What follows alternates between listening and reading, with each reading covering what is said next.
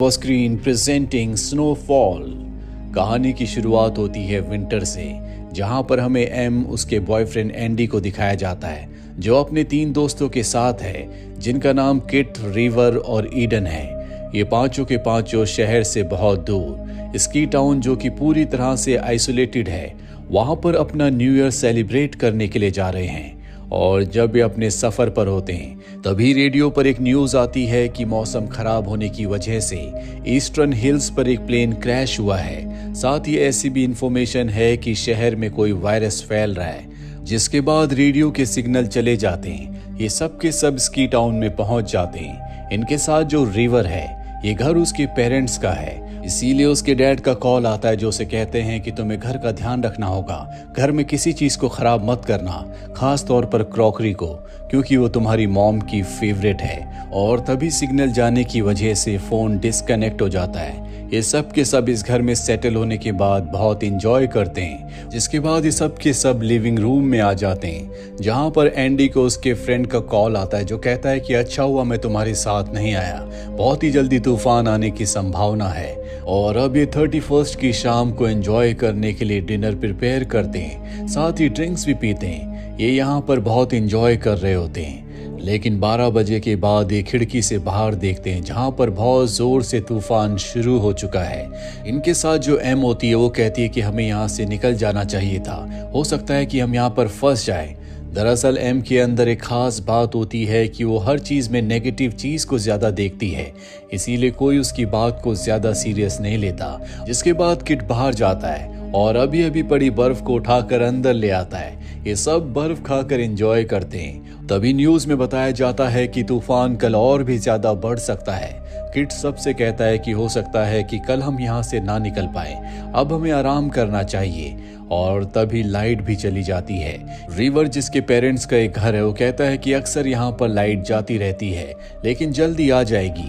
लेकिन प्रॉब्लम ये होती है कि बैकअप के लिए जो गैस थी, वो भी खत्म हो चुकी है, और इतनी ठंड में ये बिना हीटर बिना गैस के नहीं रह सकते। इसीलिए सब तय करते हैं कि ये सब के सब लिविंग रूम में आग के पास ही सो जाएंगे।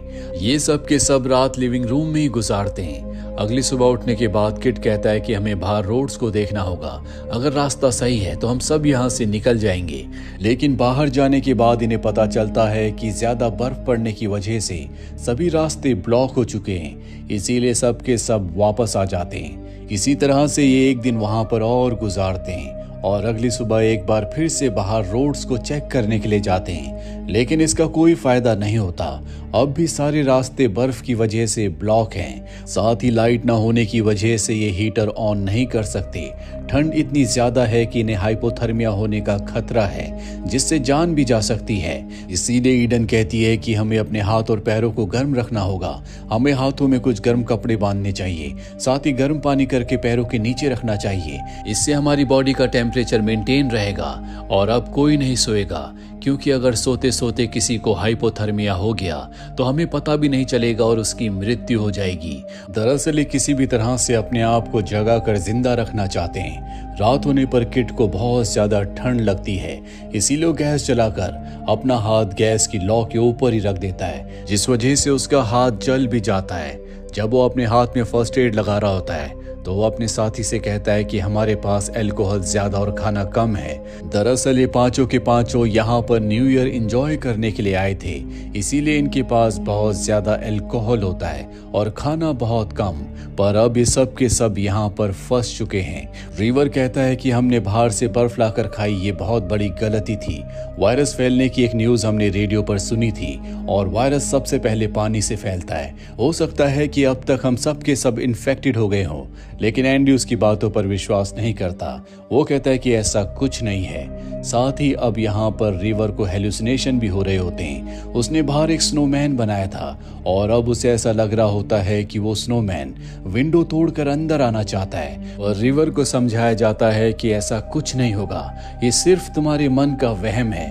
रिवर कहता है कि तुम चारों के चारों मिलकर मेरे साथ कोई खेल तो नहीं खेल रहे। और अब ये सब के सब लिविंग रूम में आ जाते हैं, जहां पर किट कहता है कि हमें अपने मन को डाइवर्ट करने के लिए कुछ न कुछ करना होगा। जिसके बाद ये तय करते हैं कि सब के सब अपने न्यू ईयर के रेजोल्यूशन को एक दूसरे के साथ शेयर करेंगे। सबसे पहले वो अपने बारे में बताता है कि इस साल वो फिट रहना चाहता है, लगातार वर्कआउट करना चाहता है ताकि उसकी हेल्थ इंप्रूव हो जाए। एम बताती है कि मैं यहाँ से निकलना चाहती हूँ, बचना चाहती हूँ। तभी ईडन कहती है कि ये कोई रेजोल्यूशन नहीं होता। जिसके बाद उससे उसका रेजोल्यूशन पूछा जाता है। वो बताती है कि मैं ग्रेजुएट होना चाहती हूँ, एक डॉक्टर बनना चाहती हूँ। दरअसल वो मेडिकल की स्टूडेंट होती है और उसकी मॉम का हमेशा से सपना था कि वो एक डॉक्टर बने। रिवर भी अपना रेजोल्यूशन बताता है, जो सुनकर सबके सब हैरान हो जाते हैं। वो कहता है कि मैं तुम सबसे दूर जाना चाहता हूँ। अब यहाँ पर एंडी की आंख लग जाती है। हालांकि यहाँ पर सोना मना होता है क्योंकि सोने से जान का खतरा है, पर वो पूरी तरह से ठीक होता है। और जब उसकी आंख खुलती है तो वो अपनी गर्लफ्रेंड एम को घर में ढूंढता है। वो उसे कहीं नहीं दिखती और तभी वो देखता है कि दरवाजा खुला हुआ है। जब वो खिड़की से बाहर देखता है तो वहां पर उसकी गर्लफ्रेंड एम होती है, जो बिना कपड़ों के बाहर ठंड में खड़ी होती है। वो जल्दी से बाहर जाता है और एम को घर के अंदर लाता है। जिसके बाद वो एम को ब्लैंकेट के अंदर लपेट देता है। एम कहती है कि मेरे पेट में बहुत दर्द हो रहा है। वहीं रिवर को पूरा यकीन हो चुका है कि वायरस वाली जो न्यूज़ थी वो पूरी तरह से ठीक है और अब ये भी उससे इन्फेक्टेड है, क्योंकि इन सब ने बाहर की बर्फ को खाया था। और अब बाकी लोगों को भी यही लगता है। उन्हें लगता है कि एम इसीलिए बाहर गई थी क्योंकि उसे हेलुसिनेशन हो रहा है। वायरस की वजह से उसके दिमाग पर गहरा असर हुआ है। उसे बाहर का वातावरण गर्म लग रहा था, जबकि बाहर बहुत ज्यादा ठंड है। ईडन बताती है कि पहले एक बार ऐसा एक्सपेरिमेंट हो चुका है जिसमें 5 लोगों को एक घर के अंदर रखा गया था, जिस घर में ऐसी गैस छोड़ी गई थी जिस वजह से उनको नींद ना आए और ना सोने की वजह से उनके दिमाग पर गहरा असर हुआ। उन्होंने हेलुसिनेट करना शुरू कर दिया। हो सकता है कि हमारे साथ भी वही सब कुछ हो रहा हो। हम बहुत वक्त से सोए नहीं है, साथ ही यहाँ पर ठंड भी बहुत ज्यादा है, जिस वजह से हमारे दिमाग पर असर हो रहा है। एंडी कहता है कि हमारी कार में गैस है, क्यों ना उस गैस से हम जनरेटर को ऑन कर दें, इससे हम सबको बहुत रिलीफ मिलेगा।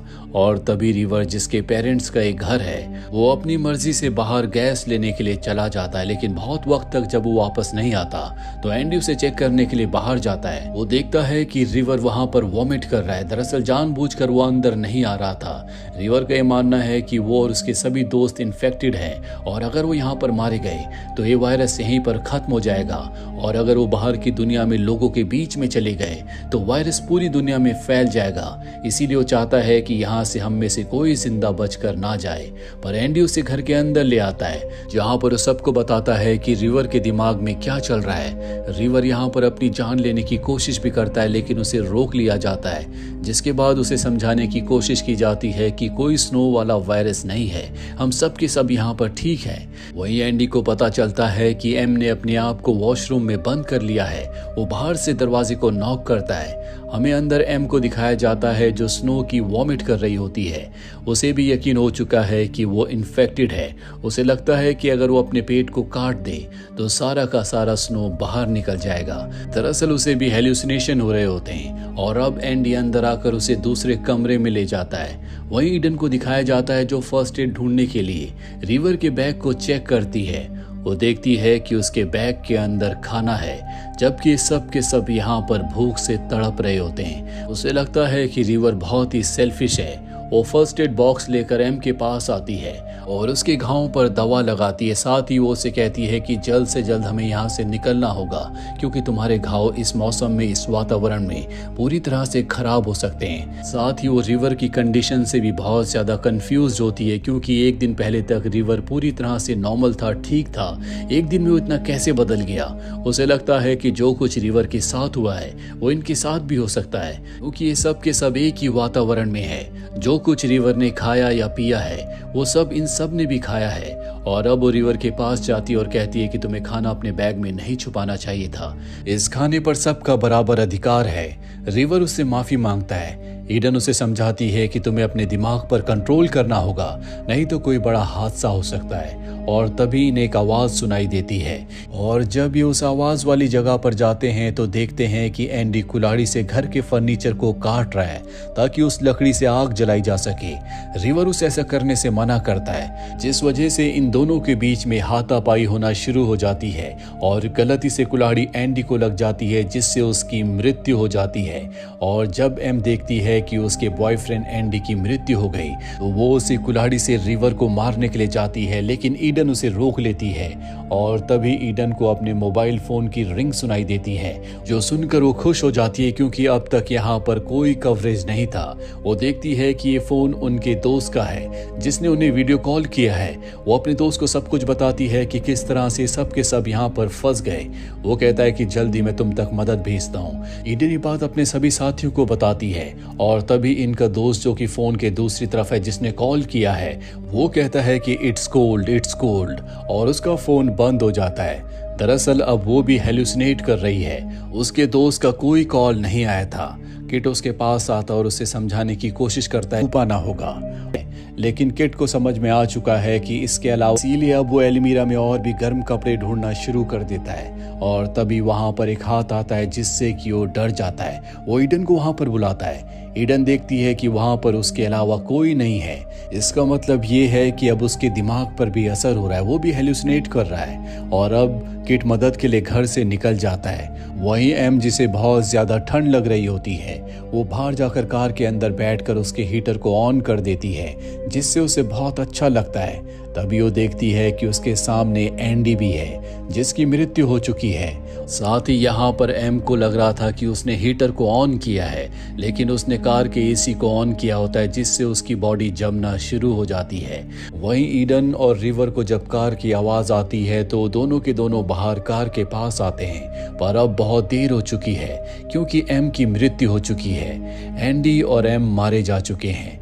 रिवर और ईडन दोनों के दोनों घर के अंदर आ जाते हैं और अगली सुबह तय करते हैं कि दोनों के दोनों किट को ढूंढने के लिए जाएंगे, जो मदद लेने के लिए बाहर गया है। अब ये दोनों के दोनों किट को ढूंढने के लिए बाहर जाते हैं। कुछ ही दूरी पर इन्हें किट के कपड़े मिलते हैं और जब ये उसी रास्ते पर आगे जाते हैं तो वहां पर किट की डेड बॉडी होती है।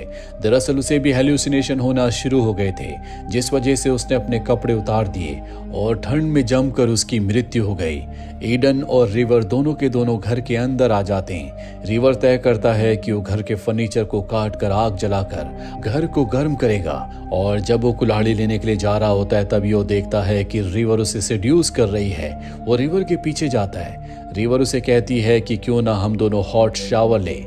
दरअसल वो शुरू से ही रिवर को पसंद करता था, इसीलिए वो उसके पीछे पीछे वॉशरूम में चला जाता है। लेकिन वो ये भूल गया है कि घर में इलेक्ट्रिसिटी नहीं है तो घर में गर्म पानी नहीं हो सकता और तभी दो हाथ उसे वॉशरूम के अंदर खींच लेते हैं। दरअसल वो भी हेल्यूसिनेट कर रहा था। वहीं ईडन जो घर के अंदर होती है उसे पानी की आवाज आती है।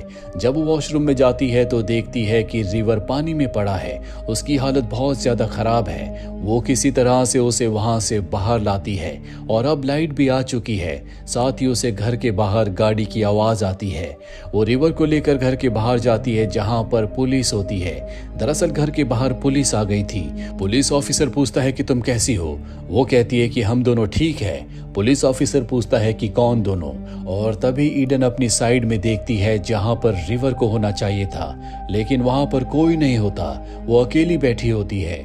दरअसल रिवर ने जब शावर लिया था तभी उसकी मृत्यु हो गई थी और अब तक ईडन जो रिवर को बचा रही थी वो उसका हेल्यूसिनेशन था, लेकिन पुलिस ने उसे बचा लिया। उसके अलावा कोई नहीं बचा। उसके चारों दोस्तों की मृत्यु हो चुकी है। दरअसल एक्सट्रीम ठंड की वजह से, कई घंटों से ना सोने की वजह से और साथ ही वायरस के डर से इन सब के दिमाग पर गहरा असर हुआ। इन सब ने हेल्यूसिनेट करना शुरू कर दिया और एक एक करके 4 लोगों की मृत्यु हो गई। ये भी हो सकता है कि ईडन लास्ट में जो पुलिस ऑफिसर को अपने सामने देख रही थी, जो उसे रेस्क्यू करने के लिए आए थे, वो भी उसका हेल्यूसिनेशन हो। आपको इस बारे में क्या लगता है? कमेंट बॉक्स में